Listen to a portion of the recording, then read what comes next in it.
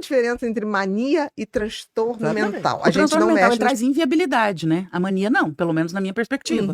O transtorno mental ele vai gerar inviabilidade em algum aspecto da sua vida. Então, assim, ele é algo que precisa ser visto de forma mais séria, com um profissional de saúde mental que vai falar se é mania ou se é um transtorno mental. Mas, em geral, ele está dentro de uma linha do tempo e da inviabilidade. Há quanto tempo você está passando por aquilo e o quanto isso te inviabiliza. Então, por exemplo, eu já tive situações de pacientes questionarem, será que eu tenho toque?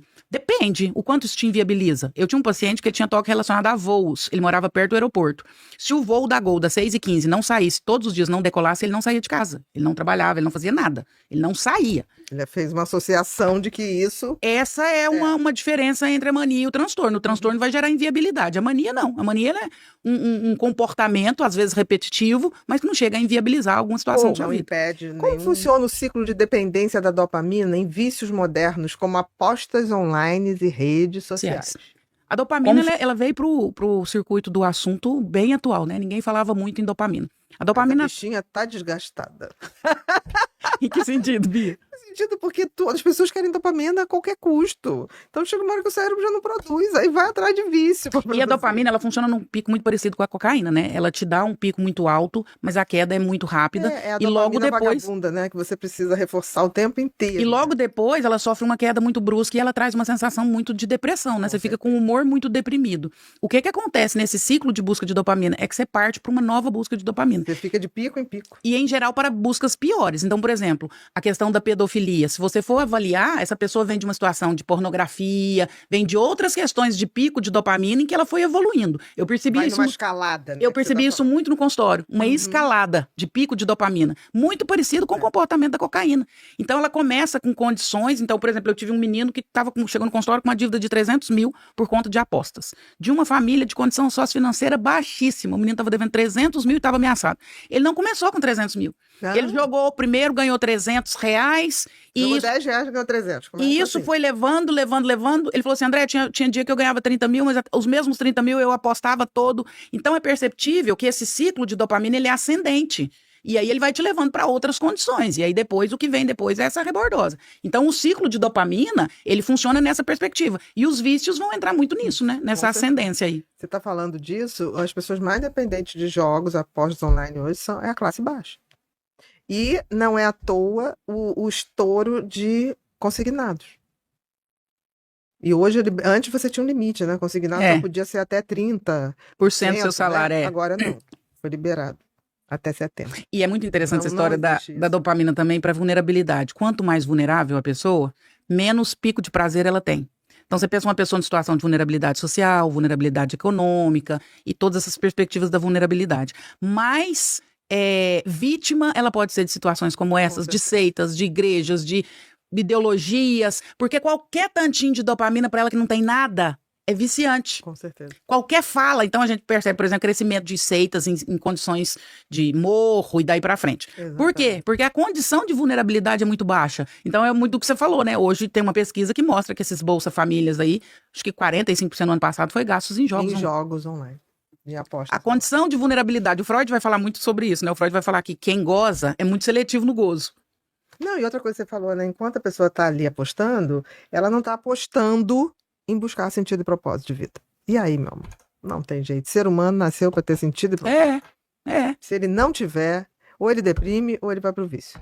Uma coisa ou outra. E é tão engraçado que quando isso não acontece, a gente esvazia. Eu falava isso à minha equipe essa semana. Chegamos num lugar, qual que é o próximo agora? O que nós queremos fazer? Qual que é o legado que nós queremos deixar? Que mudança nós queremos promover? Porque realmente, quando isso não acontece, a própria caminhada vai ficando muito vazia. E aí sentido. as pessoas entram nessa por conta disso. Deixa de ter sentido mesmo. Quando a terapia deixa de ser um tratamento pontual e passa a ser um autocuidado contínuo. Para mim, a gente já deveria nascer com um vale terapia. Todo mundo deveria ter direito. Terapia, para mim, nunca é um tratamento pontual. Porque não é só colocar um curativo.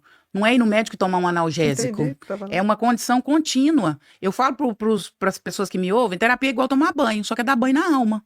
Se você ficar muitos dias sem tomar banho, não vai começar a dar problema? Porque N problemas. Você vai mudando Demandas. Demandas mudam, exatamente. Você vai mudando demandas. Nessa semana eu tenho uma, semana que vem é outro assunto, daqui a pouco é outra questão. Mas tá ali. E aí, você falou um negócio, essa conta não fecha, né? O número de terapeutas. Não fecha em lugar nenhum do mundo. E não vai fechar. Não vai fechar. Quais os recursos possíveis para que eu tenha, então, uma terapia de alguma forma, assim, que eu acho que talvez a pergunta passe também por isso e isso passa a ser um serviço nosso aqui também para as pessoas. Se você não pode ter um serviço terapêutico ou literalmente, formalmente uma terapia, o que você faz para você dar banho na sua alma toda semana? Então, eu acho muito importante isso. Você precisa dar banho na sua alma toda semana, tirar os carrapichos. Quando nós éramos pequenos, a gente ia pro mato. Leitura, né, meu amor? Contato com a natureza. Blue Mind. Blue Mind, exatamente. Essa coisa de ouvir. Claro que tem gente que não vai poder estar perto do mar, mas o som de uma cachoeira já é bom. Mas às vezes é tão demais. básico, viu, Bia? Às vezes eu falo assim, as pessoas, mas eu não posso fazer isso. Alguma coisa você pode. E tem que fazer. Nem que seja tomar banho, avisar pra sua família, olha, agora eu vou tomar banho e eu quero ouvir uma música durante o banho. Não quero que ninguém me incomode. Exatamente. Não é possível que dentro da sua realidade você não possa fazer alguma coisa por você. Quando a gente era pequena, a gente ia brincar no mato. Era o que tinha pra brincar. Saía pro meio do mato andar. Aí a gente voltava cheio de carrapicho. Sabe o que é carrapicho? Sim. Aqui é que você tem que ir tirando tudo. Aí minha mãe falava assim, agora eu quero ver, vocês vão passar hora arrancando esse carrapicho. Eu falo que na vida, a nossa alma, durante a semana, ela vai ficando cheia de carrapicho. Isso mesmo. É uma conversa, é um medo, é um negócio. Pelo menos uma vez por semana, para tirar o carrapicho. É o autocuidado mental. Como lidar com o medo de amadurecer? Inclusive o medo de ter filhos. Primeiro é se perguntar, por que você tem medo de amadurecer? Qual o ônus de amadurecer? Porque há um ônus. Qual criança que não quer passar para a próxima etapa, né? Ué. Que criança é essa que ainda tá... Porque amadurecer, existe um ônus. Interessante essa pergunta, bem filosófica. Com certeza. Existe um ônus, um preço a ser pago. Qual que é o preço que você tá com medo de pagar? A minha filha, Beatriz, ela teve um problema sério de saúde com 6 anos e aí ela precisou ficar fora da escola e aí ela não se alfabetizou na época certa. E ela infantilizou. A Bia não queria crescer. Ela não queria alfabetizar, porque escrever e ler é coisa de menina, não é coisa de bebê. E ela queria permanecer bebê. Então, o ônus de aprender a escrever e ler era se tornar uma menina com todos os ônus de uma menina. E ela precisou fazer terapia para ela dar conta de atravessar essa fase e pagar o ônus de ser uma menina. Então, eu acho que a pergunta é olhar para si e se perguntar qual que é o preço que eu tô com medo de pagar? Qual que é o preço que eu tô com medo de pagar por ter filhos? Porque realmente ter filhos tem um preço mesmo. Viver tem um preço. Sempre. Né? E também não passar para as etapas seguintes também tem um preço. Eu gosto muito do meu psicólogo, ele fala assim, André, viver tem um custo. Sim. Ele fala, olha o preço. O que não tem custo é a morte. Morreu, você não tá, o organismo não precisa fazer mais nada. O custo da morte é a vida, né? O que você recomenda para quem se sente vulnerável demais ao mundo? Uma vez eu estava viajando e eu olhei no meio da fazenda, assim, de longe, tinha uma única árvore. No meio daquele ermo, só uma árvore. Falei, gente, que coisa mais bucólica aquilo ali, mas ao mesmo tempo me deu uma angústia, me dá essa sensação. Sozinha, né? Sozinha, não tem nenhuma parceira. Me deu essa sensação vulnerável demais. Parece assim que tudo pode ser um perigo. Sim. Vulnerável demais no mundo. Parece que tudo para essa pessoa parece um perigo. Precisa olhar para isso. Com certeza, é muito medo, né? É muito medo. E medo é ansiedade. E excesso de medo é pânico. O acúmulo, sim. É medo, tem que ver. Você tem medo de quê? Fala que nem os titãs. Você tem medo de quê? Até porque realmente o mundo ele é cheio de questões mesmo, de perigos mesmo, de riscos mesmo, mas viver é arriscado, né? E a gente paga o risco. Se não, a outra opção é não viver essa experiência. Que seja como for, me parece extraordinária. Você é muito boa, você é muito objetiva. A única opção de não passar por isso é a morte. Exatamente. Qual é a outra opção? Eu acho que falaram para Fernanda Montenegro, se eu não me engano, quando ela estava beirando 75, ela está com 95 agora. E como é que está sendo envelhecer? Ela vai estar sendo ótimo, porque a outra opção é não estar aqui. Como detectar um narcisista antes que seja tarde? Nossa. O narcisista, a psicanálise vai falar isso de forma categórica. Ele é um espelho. Ele não vê o outro. O outro, ele só vai servir como reflexo para ele mesmo. E abraçar um espelho é ter a sensação de que você não está ali. Exatamente. Como diagnosticar não, né? Como detectar um narcisista? É perceber o quanto ele tem a consciência do outro. O narcisista ele não tem muita consciência do outro, ele tem consciência de si.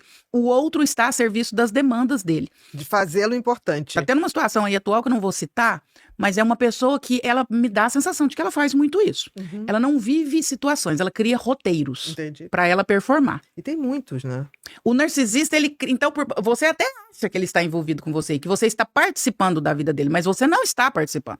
Ele roteirizou a sua presença. E você faz parte deste roteiro. Não, e roteiro você é a plateia que tem que aplaudir. Além de tudo. Além de tudo. Você é a plateia, você é o... Não fica comendo pipoca, não, porque você tem que aplaudir na hora certa. E ai, se você fugir do roteiro. Exatamente. Porque se ele perceber que você derrubou o jogo e que você fugiu do roteiro, você passa a ser alvo. Exatamente. Então, como detectar um narcisista? Perceba se você está na vida dessa pessoa como indivíduo ou como parte de uma peça que ele montou. O narcisista, eu vivi com gente, ele é cheio de roteiros, ele cria uma peça. Agora é o diretor de empresa. Aí todo mundo ali tem que performar, fortalecendo esse papel. Agora é o homem maravilhoso que ama essa mulher e que trata ela bem. Você tem que performar de acordo com este papel.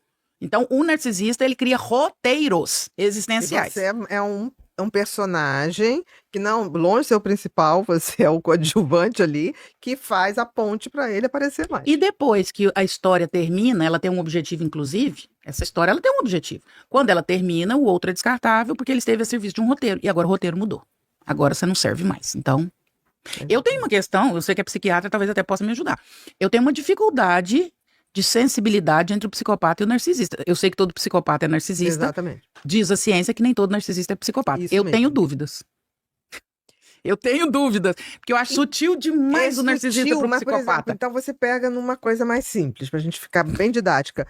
O narcisista, sem ser psicopata, ele não é necessariamente perverso.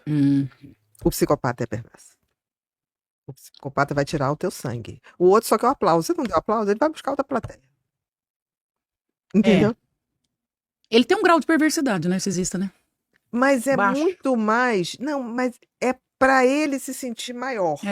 O psicopata mesmo, ele não quer saber o que você sente dele. Não. Você dá aplauso, não dá. Não. Querida, faça o que eu tô Ele querendo. quer saber da sua opinião a tirar respeito vantagem. Você tem que me dar uma vantagem que seja poder, status ou diversão. Se não me der, querida...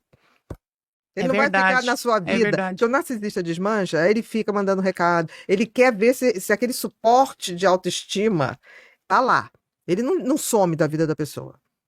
Ele fica ali, ele quer muitos para nutrir esse ego. E o narcisista tem autoestima muito baixa, né? Ele tá preocupado com a aprovação. O psicopata não quer ser aprovado. O psicopata te dá um golpe, ele some no mundo. Ele não quer saber de voltar para você. Inclusive, se você odiou ele, tá tudo certo. Ele vai dizer, tá certíssima. Porque o que eu fiz é odiado mesmo e ela foi trouxa de acreditar. É verdade, o narcisista, ele continua mesmo se afastando, preocupado com a sua percepção a respeito dele. Se você sentir que você não é mais essa fonte de suprimento, ele volta meio ciscando. Pra validar. Claro. Marcando. Pra medir a temperatura. Pra ver se ainda tem aquele suprimento ali. É possível ser intenso emocionalmente sem perder o equilíbrio? Depende do que você chama de intensidade. Exatamente. É muito pessoal, porque a intensidade é muito pessoal. Com o que certeza. É ser intenso pra mim, talvez não seja ser intenso pra você. Com certeza. É possível ser intenso emocionalmente sem perder o equilíbrio? Depende muito. A gente teria que saber que situação foi essa de intensidade. Eu tenho muito medo dessa história de intensidade. Eu ri tanto, tem um vídeo meu aí que tem umas 3 semanas que entrou no YouTube de um podcast que eu fiz. Aí uma pessoa foi lá e escreveu: parem de elogiar a doutora Andréia, ela é só minha. Vou ensinar vocês a pesquisar outros psicanalistas. Entra na lupa, escreve psicanálise, sigam outros, comentem outros, elogiem ela, mas ela é minha. Eu vou colocar ela numa caixinha. Então, assim, o que é intensidade para um... Isso é muito intenso e muito egoísta. Assustador, e assustador, com certeza. Então, assim, talvez essa pessoa, se você conversasse com ela apenas, ela diria: estou sendo intensa naquilo que eu sinto. Teria que exemplificar. Tenho medo da palavra intensa. Porque tem gente que é intensa e eu digo que é falta de educação. Tem gente que fala assim, não, mas eu sou autêntica, mas não tem autenticidade. E o que é um intenso do outro, né? O que é um intenso... Tem uma música da Vanessa da Mata que eu gosto muito, que ela fala: tudo que quer me dar é pesado, é demais, não há paz. Exatamente. Talvez seja uma pessoa intensa querendo tudo que quer de mim, irreais expectativas desleais. Perfeito. Tô fora. Perfeita. Eu sou intensa, mas eu tô pedindo essa intensidade. Eu não dou conta. Sai fora. Então não tô dando conta. Sai Por que fora. a saúde mental ainda carrega tanto preconceito? Tem perspectivas. Primeiro, porque ela é uma questão muito subjetiva. Ninguém fala pra alguém que quebrou a perna: não, mas isso é falta de vontade, vamos correr a maratona. mas fala pro depressivo, você precisa levantar da cama. Você precisa reagir, Você é falta de Deus, você precisa ir na igreja. Como a doença mental, ela ainda passa pela perspectiva da subjetividade, daquilo que a gente não enxerga, a gente ainda acha que pode palpitar e dar bilhões de soluções que não passam pela ciência, que não passam pela saúde mental. Eu falo que a primeira coisa que a pessoa chega quando vai no psiquiatra e o psiquiatra passa remédio é perguntar, doutor, eu vou ficar viciada? Não, eu vou tomar isso até quando? Mas você passa a insulina, o diabético fica super feliz, porque tem solução. Exato. Você passa o antihipertensivo, o hipertenso fica super feliz, porque ele não vai ter pressão alta. Ele não está preocupado em parar de tomar o antihipertensivo. Ele não está preocupado se ele vai ficar viciado no antihipertensivo. Mas a doença mental, ela tem essa pecha. Ela tem essa... Quando é que eu deixo de tomar? Eu não vou ficar viciado. Primeiro vamos pensar em custo e benefício. Entre não ter uma crise de ansiedade e tomar um ansiolítico, eu prefiro não ter a crise de ansiedade. Então vamos começar por aí. Então todo mundo se sente no direito de discutir saúde mental, por ser algo muito subjetivo. E discutir de forma muito rasa e de forma muito preconceituosa. Eu tive depressão com 18 anos e eu lembro do meu cunhado, muito simples, tadinho. Na tentativa de ajudar, lá perto de Uberlândia tem uma cidade chamada Uberaba, tem um hospital. Uberaba, sim. Uberaba, Hospital do Pênfico. Que é uma doença de pele, muito bolhas, triste, com bolhas. De bolha. E eu, ruim de depressão, não conseguia levantar da cama. Ele falou, André, será que se eu te pegar, te levar lá em Uberaba, no Hospital do Pênfico, você vê as pessoas daquele jeito, você não melhora? Eu falei, amor, eu pioro, se eu ver... Com certeza, aí que você ia sentir 10 vezes a dor daquelas pessoas. E culpa por estar tão mal, sendo que pessoas... Não leva não, que é capaz de tentar contra a própria minha vida. Então as pessoas se sentem no direito de, a partir de uma perspectiva preconceituosa, de opinar em algo por ser algo tão subjetivo. Concordo, foi feita uma pesquisa que a geração Z é a que mais fala sobre saúde mental, mas é a que menos pratica. Olha que coisa louca, né? É como se fosse assim, o discurso sobre saúde mental está nas redes, mas não corresponde a cuidados com a saúde mental. Olha só. É como se fosse algo assim que cai bem falar, mas não praticar. Esse, Bia, tem sido meu atual propósito, assim, eu sou muito, sei, se ousada, se megalomaníaca, sei lá. Mas esse tem sido meu atual propósito. Eu quero muito que a saúde mental entre na pauta da discussão desse país. Eu quero muito, e se for precisar usar minha vida, minhas redes para isso, eu quero que isso aconteça. Porque a gente precisa falar em saúde mental. As pessoas precisam, e acho que você fez um serviço maravilhoso desde lá de trás. Eu acho que você foi a primeira pessoa que trouxe isso para a pauta da discussão, igual você está falando, fala-se tanto, mas é a que menos pratica. A saúde mental é tanto importante, ou eu diria até mais, que a saúde física, porque é ela que acarreta a física. Com certeza, na maioria das vezes, né? Se e 70, também, 80... se não acarreta, piora. O fato é que sempre vai jogar. O Freud vai dizer, o sintoma é aquilo que eu não consigo falar, aquilo que eu não consigo elaborar. A doença, ela tem um fundo emocional. Então, precisamos falar sobre isso, precisamos melhorar a condição de saúde mental, precisamos trazer mais consciência para as pessoas sobre saúde mental, para que não seja só uma pauta falada, mas praticada. Consciência no sentido das pessoas também agirem proativamente para promover sua saúde mental, porque não haverá profissionais suficientes para fazer isso para todo mundo. E nem recurso, né? E nem recurso. Essa conta, como diz você, não fecha. Então, a gente vai ter que ter uma responsabilidade em promover a nossa saúde mental. Talvez não curar, mas em promover para não adoecer e, uma vez adoecida e tratada, manter a saúde mental. Quando o burnout é confundido com produtividade... Eu brinco que as empresas amam os ansiosos e detestam os depressivos. Mas o ansioso vai ficar depressivo um dia. É louco isso. O ansioso e a pessoa com burnout, eu falo por mim. Nossa, no começo ela produz demais, quando ela está no início da doença, porque você se sente muito culpado por tudo aquilo que você está fazendo. Você quer dar conta. O burnout é uma doença da produtividade, na verdade. No burnout, os números não vão embora. Quem vai embora é a alma. Exatamente. O número continua. Quem está em síndrome de burnout continua entregando o número. O que foi embora foi a alma. A pessoa já adoeceu. Então, ela vai ser confundida, sim, com produtividade. Ela só não vai ser quando você já estiver em condições como deprimido. É o que você falou, o ansioso vai ficar deprimido. Aí ele fica inábil. O burnout vai também, né, pra depressão. Aí quando ele tiver já numa situação de afastamento, aí sim deixa de ser confundido com produtividade. Exatamente. Aí vão falar, nossa, ele era tão maravilhoso, ela era tão maravilhosa. O que aconteceu? Né? Assim, como se aquela entrega toda fosse normal. Eu falo que o primeiro sinal de burnout é quando no domingo à noite você pensa, amanhã eu tenho que trabalhar, e você fala, nossa, não acredito que eu vou ter que ir. Não vou dar conta. E aquilo começa a trazer sintomas físicos. Frio na barriga, um aperto no peito. Uma irritabilidade. Ali você pode ligar o sinal de alerta, porque ali não tá legal. Não tá legal. Já não tá legal. O que você diria a quem acha que não merece amor? Em que momento da sua história você passou a acreditar que você não merece amor? Não é merecedor. Isso aí passa por alguma situação de trauma, né? Com certeza. Porque isso é tão profundo, alguém acreditar que não merece ser amado. Qual a perspectiva que essa pessoa tem a respeito de si mesmo? Porque quando eu acho que o outro não me ama ou não deve me amar, nem eu me amo. Exatamente. Nem eu acho que eu sou merecedora. Eu brinco que é igual vender Coca-Cola e não gostar de Coca-Cola. É impossível. Você não vai conseguir vender bem. Com certeza. Como que você quer que alguém te ame? Eu acho que alguém veja, te ache merecedor de amor, se você não se acha merecedor de amor. Então, a primeira pergunta é essa. Você acha que você é merecedor de amor? Que tanto que você se cuida, que tanto que você se ama, que tanto que você prioriza. A gente é muito ruim com a gente. Eu acho, a gente é muito ruim com a gente. A gente quer exercer misericórdia com o outro, compaixão com o outro, caridade com o outro, bondade com o outro, mas a gente não faz isso com a gente. O básico, o basicão bem feito. A gente tem que fazer o basicão bem feito. A gente tá cansado, não respeita o cansaço, a gente tá com sono, não respeita o sono, a gente não respeita... É verdade. A gente precisa adoecer pra respeitar aquilo que a gente tá sentindo. Então, como que você vai se sentir merecedor de amor se você não faz isso por você? E amor é um direito, né? É um direito. Que muitas vezes não é dado. E a gente tem que quase que criar ele dentro da gente. Mas é engraçado, meu esposo às vezes fala que você é fria. Eu não sou fria, mas eu penso assim, eu é que tenho que fazer isso por mim. Mas é isso que eu tô falando, a gente tem que criar dentro da gente. Você fica dependendo dos outros chamar? Não. Ah, eu também não. Não. Nossa, não eu também mesmo. não. Nem... Acho extremamente agradável não, amar também, e ser amada. Também. Extremamente. Mas assim, eu tenho consciência absoluta que não morrerei por isso. Não, e eu brinco assim, eu tô de boa. E até porque um dia eu posso, a única pessoa que vai estar com você sempre é você, meu amor. O resto é circunstância. E a gente é imprescindível. Tanta gente que a gente ama e a gente continua, porque a vida é muito se impõe. Importante se amar, Bia, porque a única pessoa para quem a gente é imprescindível é a gente. Não tem outra saída. Todas as outras pessoas, a vida vai continuar. Eu falo que a grande lição, eu já li todos os livros, eu já passei por todas as coisas, mas eu precisei viver na carne. A grande lição do velório da minha irmã, eu consegui segurar a onda geral, da minha mãe, de todo mundo, mas na hora do enterro eu caí.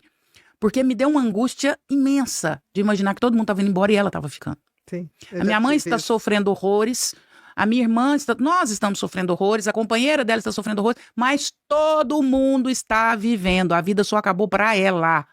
Você só é imprescindível para você. Todas as outras pessoas vão sofrer, impõe, né? mas elas vão continuar existindo. Vão continuar. E isso é a regra da vida. E essa é a regra da vida. Ame-se, porque a vida só vai parar para você se você parar. Não vai parar para mais ninguém. Você pode discordar de tudo. Ah, a morte não é justa. Mas o jogo da vida, nesse plano material, é assim.